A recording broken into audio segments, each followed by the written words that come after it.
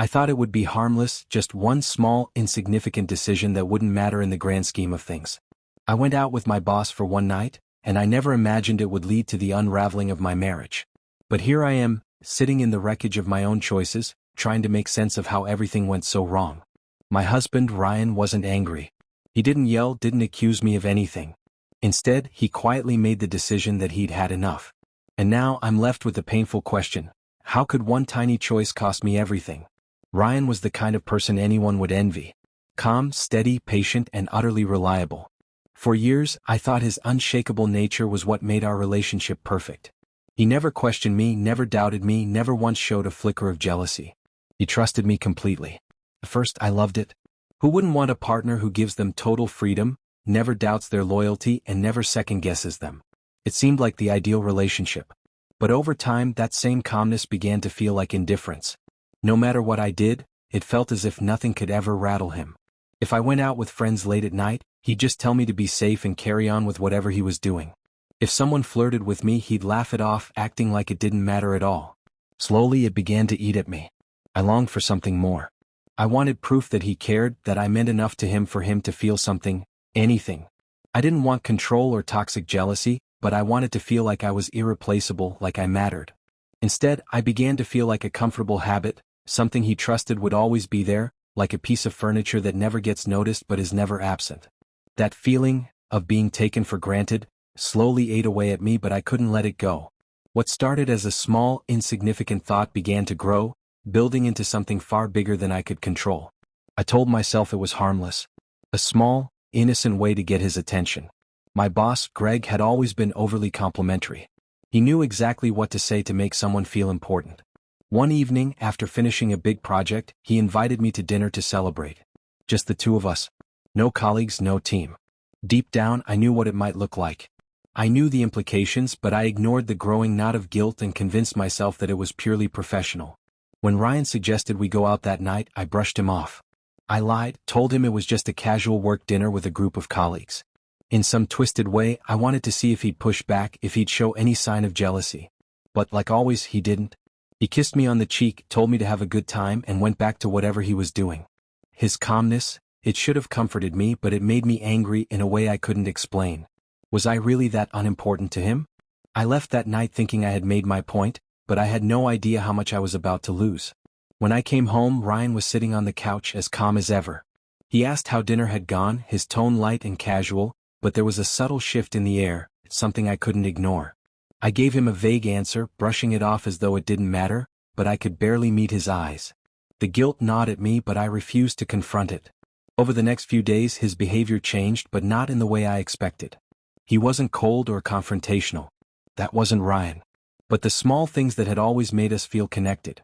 His questions about my day, the quiet moments before bed when he'd hold me close, the easy banter we used to share, slowly disappeared. It was as if a part of him had withdrawn, and no matter how hard I tried to pretend everything was fine, I knew it wasn't. Then one evening, Ryan asked me in that same calm, steady voice, "Did you go out with your boss alone?" There was an edge of finality in his tone that shook me to my core. I wanted to lie, to brush it off again as something trivial, but there was something in his eyes that made it impossible. I admitted it, downplaying it as just a work dinner, nothing more. He didn't argue. He didn't accuse me. He just nodded, said, "I see," and walked away. That was the moment I realized I had broken something that couldn't be fixed. Over the following weeks, things only got worse. Ryan wasn't cold, but his distance grew. It was like a wall between us, one I couldn't break through. I tried everything. I planned special dinners, asked about his day more often, even tried to be more affectionate, but nothing worked. It was as if he had already made up his mind, and no amount of effort from me could change it. One night, after another long stretch of silence between us, I finally broke down and begged him to talk to me. I wanted him to tell me how we could fix this, how we could go back to what we had before. But instead, he looked at me with a calmness that terrified me and said, "I think we're done." His words hit me like a punch to the stomach. I couldn't believe it. How could he just give up like that? I pleaded with him. I promised I would do better, that I'd stop trying to make him jealous, that I would fix everything. But none of it mattered. He told me it wasn't just about that one night, it was everything that led up to it. He said he felt like I didn't want him for who he was, like I was trying to change him into someone he could never be. And then he said something that broke me completely. I've spent so long trying to make you happy, but I don't think I can anymore." The next day he packed his things and left. Just like that. My marriage was over. The house felt like a shell after he left, quiet, empty, and suffocatingly still. Every corner was a reminder of him, of us, of what I had thrown away.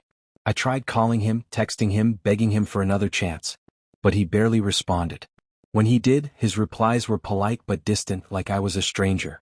He told me he needed time and space, and as much as it hurt, I had no choice but to give it to him. The days blurred into weeks, and the guilt became unbearable. I replayed every moment, every decision over and over in my mind, wishing I could go back and change it all. The weight of regret pressed heavily on me. I couldn't eat, I couldn't sleep, and I could barely function at work. To make things even worse, Greg, the man I had chosen to spend that one night with, started behaving in ways I hadn't anticipated. What had once been harmless compliments quickly turned into advances, and the attention I'd once craved now felt suffocating, cheap, and unwelcome. I reported him to HR, but the damage had already been done. My colleagues looked at me differently now. Whispers followed me in the office. The shame I felt was palpable, and I realized with horror that I had destroyed not only my marriage but also my career. And then there was my family. They didn't bother to hide their disappointment. Some of them even said they weren't surprised. "You always wanted more," my sister said one night, her words cutting deeper than I ever expected. Even Ryan's parents, the people who had once welcomed me like family, had completely cut me off. It was as if the entire world had turned its back on me, and honestly I couldn't blame them. I had spent so much time trying to provoke a reaction from Ryan, trying to make him prove he cared, that I never stopped to consider what I was risking. Now I was left with nothing but regret, and the harsh reality that the life I had taken for granted was gone for good. Over time, the initial shock and pain settled into something even harder to bear: acceptance. Ryan wasn't coming back, and no amount of begging or apologizing could change that. Slowly I started to see things from his perspective. My constant need for validation had made him feel unappreciated, disrespected. He had given me everything: his trust, his love, his unwavering patience, and I repaid him by pushing him away. The truth is, I was so busy chasing proof of his love that I couldn't see how he had been showing it to me all along. It wasn't in grand gestures or dramatic displays. It was in the quiet, consistent ways he supported me, believed in me, and let me be myself without question. But I had wanted something louder, something that fit the narrative I had built in my head of what love should look like. And in doing so, I destroyed the kind of steady, quiet love that most people only dream of. Looking back now, I can't believe how blind I was. All the little things Ryan did, the things I brushed off as insignificant, were his way of showing me that I mattered. Instead of cherishing those moments, I let my insecurities and selfish desires drive me to ruin the best thing I ever had.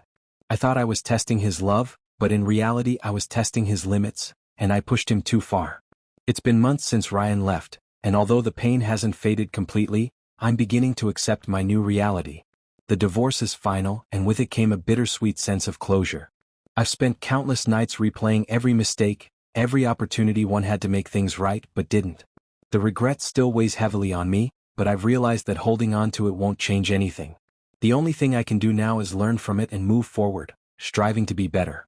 I've quit my job, distancing myself from the toxic environment that played a role in this mess.